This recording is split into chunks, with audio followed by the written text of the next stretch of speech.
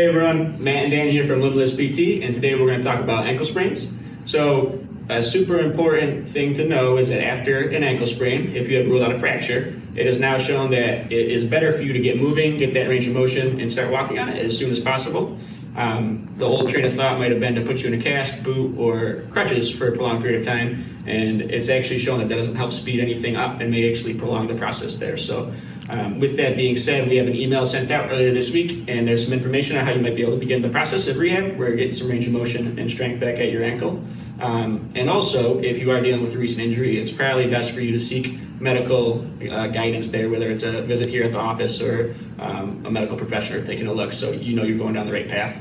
And with that being said, today we want to talk about a little bit of the rehab going forward from there. So you sprained your ankle, depending on how severe, you got it moving, and now you're ready to maybe get stronger or prevent that from happening again. And one of the big things we'll look to do is start working on balance. So you can start at a very easy level and then work your way up to a more advanced level with most parts of rehab. And so Dan here is going to be our example. And to start, a simple standing on one leg would do to challenge that foot. And you'd be surprised that after an ankle sprain how difficult that might be. Your balance systems are thrown off after an ankle sprain. And so that's why working on that will help prevent injury or prevent injury there. So from here, he can close his eyes and make that a little more difficult.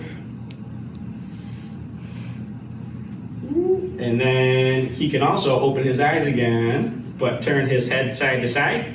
And so changing your visual balance input there can have an effect on what your foot has to do. And then he could also count backwards from 100 by 3 while he's doing that, but I won't make him do that.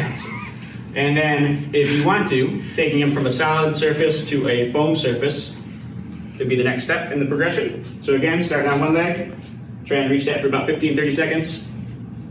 Good. If you master that, go ahead and try closing your eyes. Good.